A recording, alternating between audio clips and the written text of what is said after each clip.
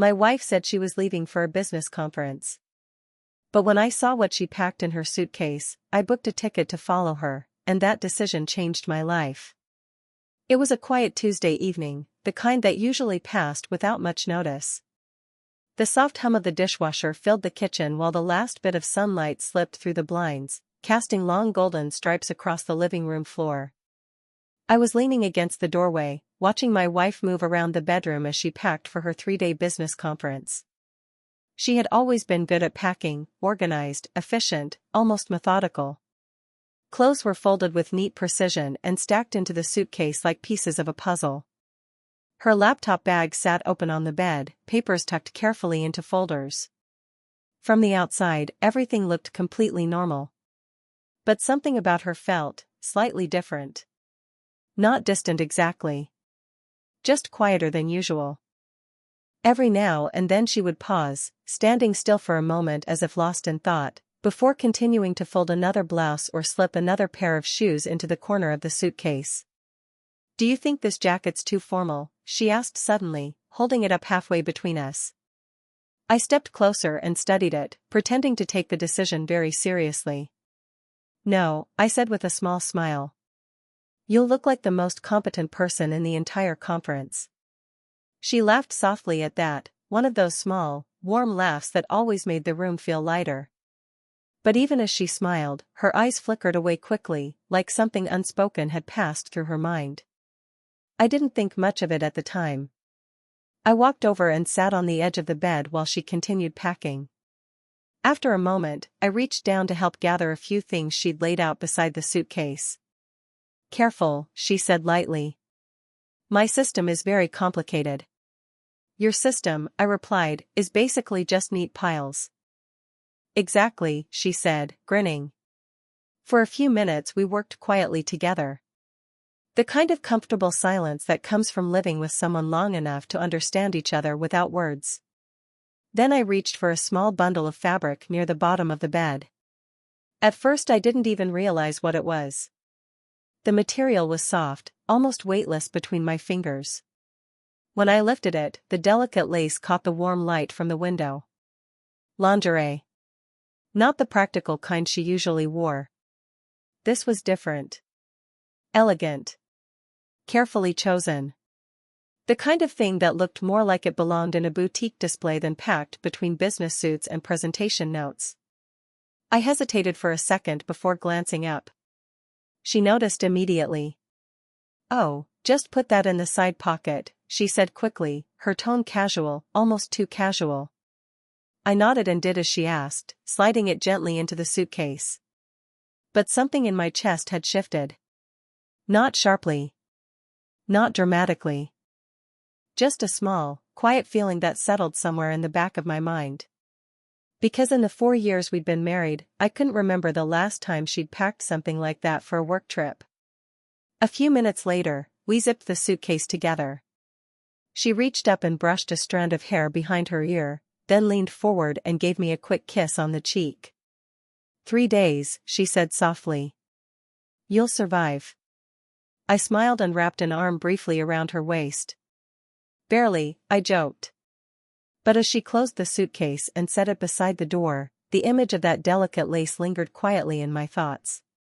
And for the first time that evening, I couldn't quite explain why it bothered me. The apartment felt different the moment she left. It wasn't dramatic or sudden. The furniture was in the same place, the kitchen still smelled faintly of the coffee she'd made that morning, and the soft yellow lamp beside the couch cast the same familiar glow in the evening. But the space felt quieter. Not just silent. Empty. I tried to shake it off at first. 3 days wasn't a long trip. She had traveled for work before, and we had always handled it the same way: late-night texts, quick video calls, little updates throughout the day. It was our small way of staying close even when we were miles apart. That first night, I made dinner for one and sat at the small table by the window. My phone rested beside my plate, lighting up every few minutes with notifications that weren't from her. Finally, a message appeared. "Just checked into the hotel. Long day. Conference starts early tomorrow." Short. Simple. I smiled and typed back. Miss you already. Don't work too hard. A few minutes passed. Then 10. Eventually another message popped up. I'll try. You behave while I'm gone. I could almost hear her playful tone in my head. I typed a laughing reply, something silly about the apartment falling apart without her. But the conversation ended there. No goodnight message. No small follow-up the way she usually sent. I told myself she was just tired. The next day followed the same pattern. I went through work, came home, and the quiet apartment greeted me again like an empty shell. Her favorite sweater was still draped over the back of the chair near the couch where she'd left it the night before her trip. Without thinking, I picked it up. Her perfume still lingered faintly in the fabric, soft and warm, the scent I'd grown so used to over the years that it almost felt like part of home itself. I sat down on the couch and let the sweater rest beside me. My phone buzzed. Busy morning. Lots of meetings. Again, short. Efficient. I stared at the message for a moment before responding. Sounds intense. You're going to crush it. 3 dots appeared on the screen, then disappeared. A minute later, another reply. Thanks. That was it. I leaned back against the couch, staring at the ceiling while the quiet stretched across the room. It wasn't that she wasn't replying. It was just different. Less warmth. Less playfulness. Less of the little things that made our conversations feel like more than just updates. Almost like we were speaking across a distance that wasn't just measured in miles. I opened my photo gallery without thinking and scrolled through pictures of us. There was one from a trip to the lake last summer, her leaning against me on the dock, sunlight catching in her hair while she laughed at something I'd said. Her hand had been wrapped tightly around mine in that photo. She'd always done that when she felt happy. Like holding on made the moment more real. My phone screen dimmed in my hand. And before I could stop myself, my mind drifted back to the suitcase. To the delicate lace I had placed carefully into the side pocket. I exhaled slowly and rubbed my face with my hands. You're overthinking, I muttered to the empty room. Still, later that night, when I lay alone in bed, the quiet felt heavier than it should have. And sleep didn't come easily. By the second night, the quiet in the apartment had started to feel less like peace and more like pressure. It was strange how silence could grow heavier with time. Every room seemed to echo a little more than usual. Even small sounds, the ticking of the clock above the stove, the distant traffic outside, felt louder in the absence of her voice.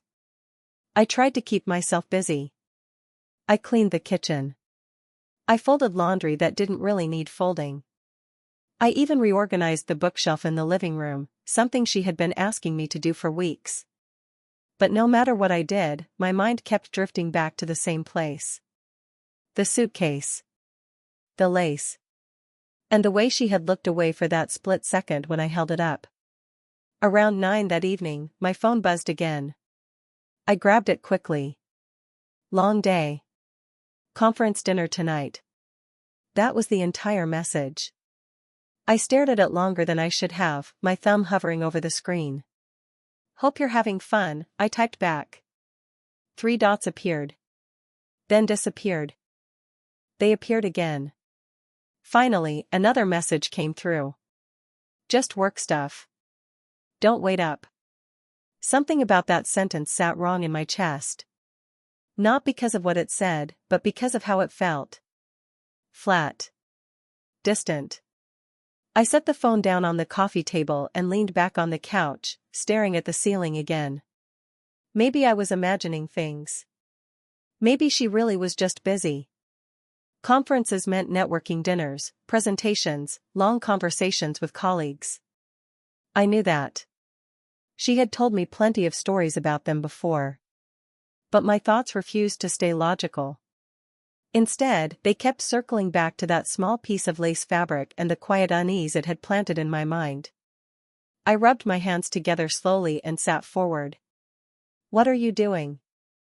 I muttered to myself. This was ridiculous. I trusted her. Of course I did.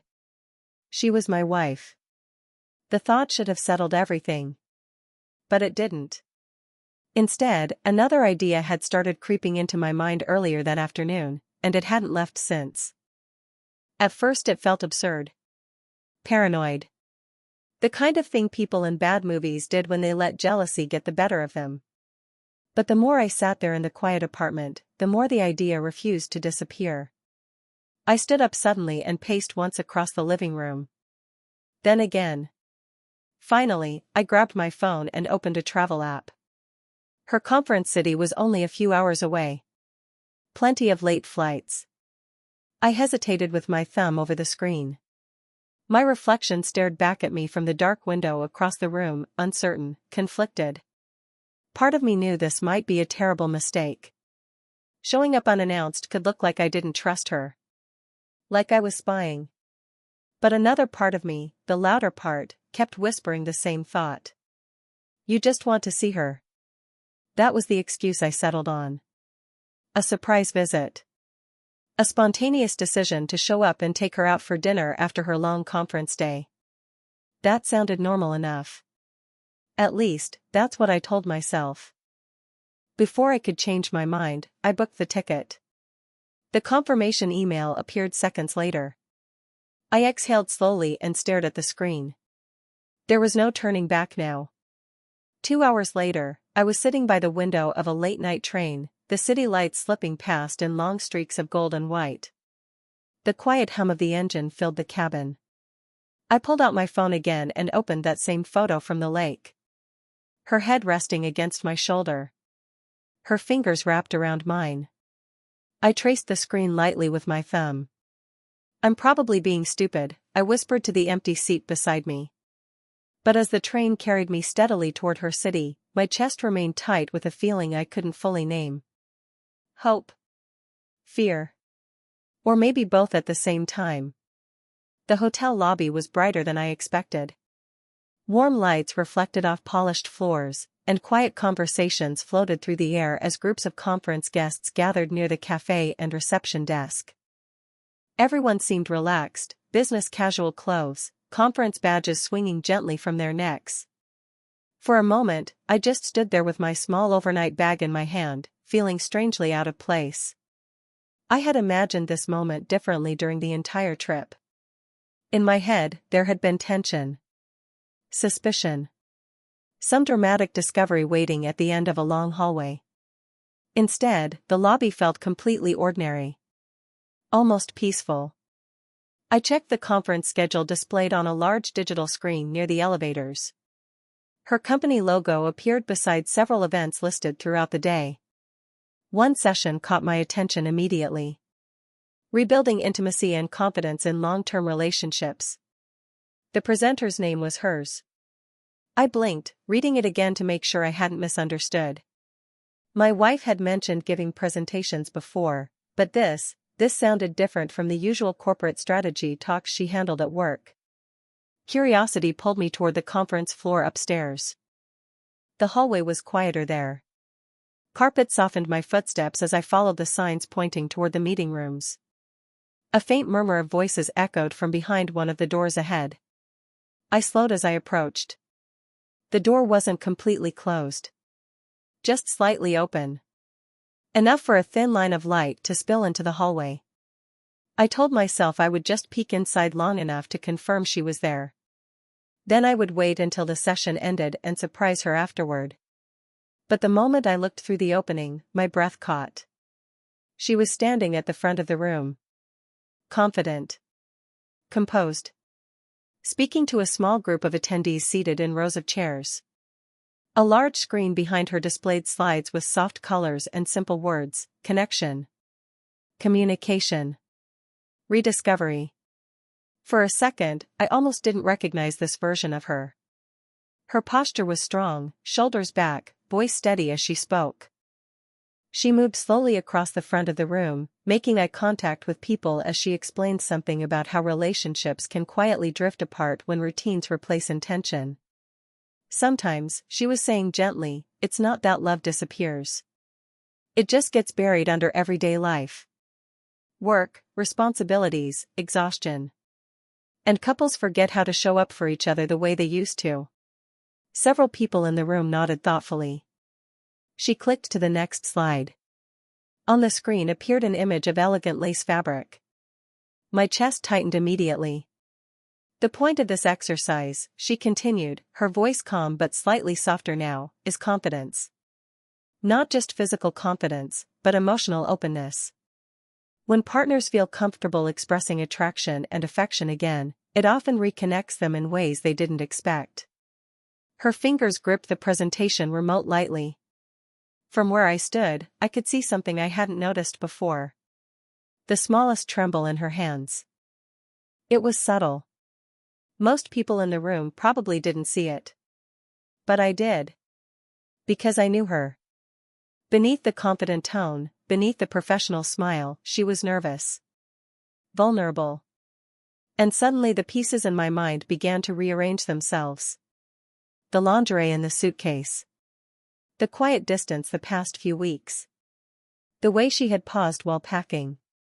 This wasn't what I had imagined at all. I stayed in the hallway, listening quietly as she continued speaking. And for the first time since I'd noticed that small piece of lace 2 nights ago, the knot of suspicion in my chest loosened, replaced by something unexpected. Curiosity. And a strange, growing realization that I might have misunderstood everything. The session ended with soft applause. From the hallway, I stepped back slightly as chairs shifted inside the room and people began gathering their bags. Voices rose into casual conversations, the comfortable murmur of professionals exchanging ideas before heading to their next event. For a moment, I considered leaving. Maybe it would be easier to wait downstairs in the lobby and pretend I had just arrived. Surprise her with a hug, a smile, a casual explanation about wanting to see her. But my feet stayed where they were. A few minutes later, the door opened fully and attendees began filtering out into the hallway. Some thanked her for the presentation as they passed. "You gave us a lot to think about," one woman said warmly. My wife smiled politely, though I could see the relief in her shoulders as the crowd thinned. Finally, the room emptied. She stepped into the hallway, adjusting the strap of her bag while glancing down at her phone. Then she looked up. And froze. For a second, neither of us spoke. Her eyes widened in complete surprise, and the expression on her face shifted through several emotions all at once: shock, confusion, and something softer I couldn't quite name. "You're here," she said quietly. I nodded, suddenly aware of how strange this must look. "Yeah," I replied, rubbing the back of my neck. "I thought I'd surprise you." The hallway felt unusually still around us. Most of the conference crowd had moved on to other rooms, leaving only the distant hum of activity somewhere farther down the corridor. She took a small step closer. "You came all the way here?" she asked. There was no anger in her voice. Just uncertainty. "I guess I did," I admitted with a nervous half-smile. Probably not the smoothest surprise. For a moment, she simply looked at me. Not the quick glance couples exchange when they're used to each other, but a longer, searching look. Like she was trying to understand something beneath the surface. "You saw the presentation," she said after a pause. It wasn't a question. I nodded slowly. "Some of it." She exhaled softly and looked down at the carpet for a second, gathering her thoughts. "I was going to tell you about it after the conference," she said quietly. "I just wanted it to go well first." The vulnerability in her voice surprised me. For the first time since I'd arrived, the tension in my chest shifted into something closer to guilt. "I didn't mean to spy," I said quickly. "I just saw your name on the schedule and got curious." She nodded again, though her fingers twisted lightly together, a habit she had whenever she felt nervous. "I should probably explain," she said. Then she hesitated. That hesitation said more than words. I stepped a little closer, keeping my voice gentle. "You don't have to if you're not ready." Her eyes lifted to meet mine again. For a second, the confident presenter from earlier disappeared, replaced by the woman I knew at home, the one who sometimes worried too much, who cared deeply about things she didn't always say out loud. Slowly, she reached out. Her fingers brushed against my hand, tentative at first, like she wasn't completely sure how I would respond. The warmth of her touch felt familiar, and strangely reassuring. I was trying to fix something, she admitted softly. Fix what? I asked. Her thumb traced lightly along the side of my hand. Us. The word hung quietly between us. And suddenly, the entire reason I had traveled here didn't seem as simple as suspicion anymore. We ended up in the hotel lounge a little while later. It was quieter there than the conference floor, soft lighting, low music playing somewhere in the background, and only a few scattered guests sitting at small tables with drinks and laptops. We chose a corner table near the window. Outside, the city lights shimmered across the glass, reflecting faintly between us as we sat down. For a moment, neither of us spoke. She wrapped her hands loosely around a warm mug of tea the waiter had just brought her. I watched the steam curl upward while she seemed to gather her thoughts. I had seen this look before. It was the same expression she wore when something important sat on the edge of her mind, but she hadn't quite found the right words yet. Finally, she exhaled softly. I've been feeling like we've been drifting, she said. Her voice was calm, but quiet enough that it almost blended into the background music. I leaned forward slightly. Drifting? I repeated. She nodded slowly. Not in a dramatic way, she added quickly. Nothing terrible happened. No big fight. No moment where everything suddenly broke. Her fingers traced the rim of the mug thoughtfully. It was smaller than that.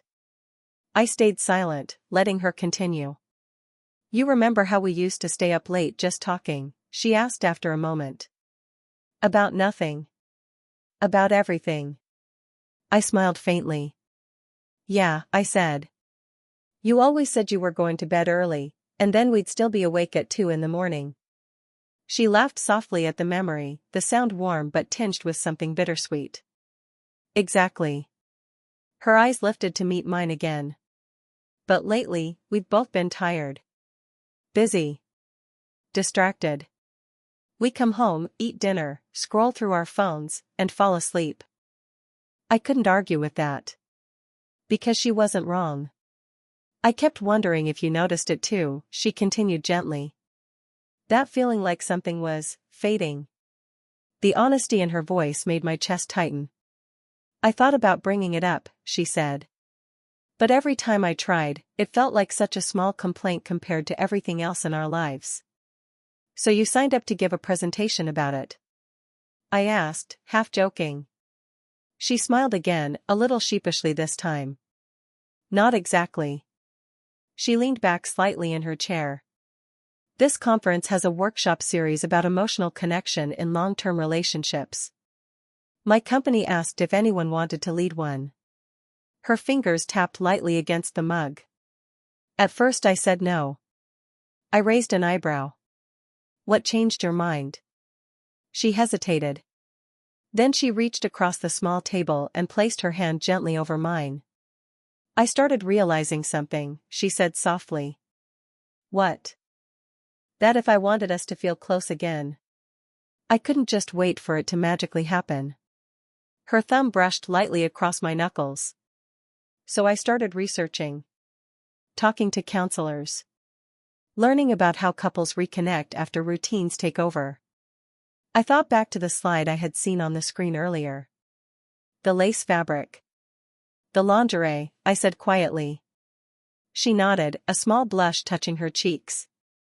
It's part of the workshop exercise, she explained. Confidence. Attraction. Remembering that romance doesn't disappear just because life gets busy.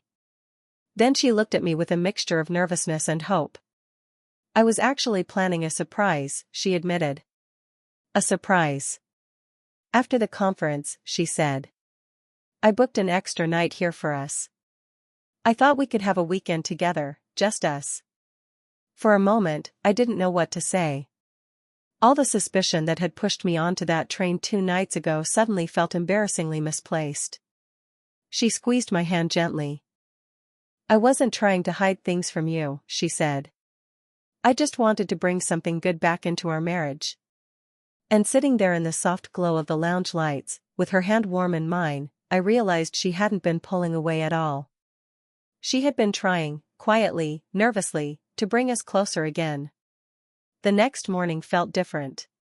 Not dramatically different, nothing about the city had changed overnight.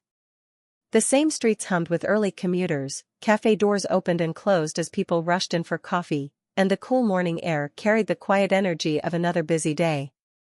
But between us, something had shifted. We walked side by side along the sidewalk outside the hotel, moving slowly without any real destination. Her conference didn't start for another hour, and neither of us seemed in a hurry to return inside. Our hands were loosely intertwined. Not tightly gripping like we were afraid to let go, just comfortably connected, the way they used to be during our early years together. At one point she squeezed my fingers gently.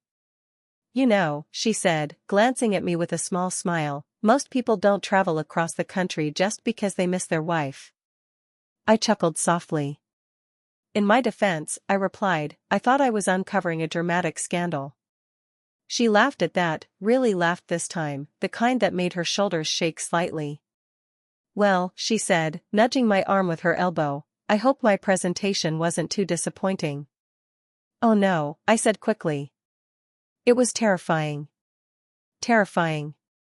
Yeah, I said. Turns out my wife is secretly running relationship workshops while I'm at home reorganizing bookshelves. She shook her head, still smiling. For a moment we continued walking in comfortable silence, the morning sun warming our backs. Eventually we reached a small park just down the street. A few benches sat beneath tall trees, their branches swaying gently in the breeze. We sat down. She leaned back slightly, letting out a slow breath. I'm really glad you came, she said after a moment. I turned to look at her. Even if I showed up like a suspicious detective. She smiled faintly. Even then. Her head tilted gently until it rested against my shoulder. The familiar weight of it sent a quiet warmth through my chest. For a while we simply sat there like that, watching people pass along the path in front of us. Can I tell you something honestly? I said after a few minutes. She nodded against my shoulder. When I saw that lingerie in your suitcase, I admitted, my mind went to some pretty stupid places. She lifted her head slightly, studying my face. I figured it might, she said softly. I should have trusted you more, I added. Her hand tightened lightly around mine. Maybe, she said.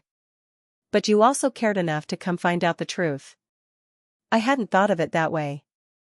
After a moment, she reached up and brushed a strand of hair away from my forehead, a gesture so natural it made me smile. You know what the funny part is, she said. What? I was worried you might not notice the effort I was making. I blinked. Seriously? She nodded. I kept thinking, what if I try to bring the romance back and he doesn't even realize? I laughed quietly. Trust me, I said. I noticed. She leaned in and pressed a soft kiss to my cheek. Not dramatic. Not theatrical. Just warm and sincere. Later that evening, when we returned home together, the apartment looked exactly the same as when she'd left. The same couch. The same lamp. The same quiet rooms. But as she wrapped her arms around me from behind while I stood in the kitchen, resting her chin lightly against my shoulder, it didn't feel empty anymore. If anything, it felt fuller than it had in months. Because sometimes relationships don't fall apart all at once. They slowly drift apart in small, quiet ways. And sometimes, all it takes is one brave moment, one honest conversation, to find your way back to each other again.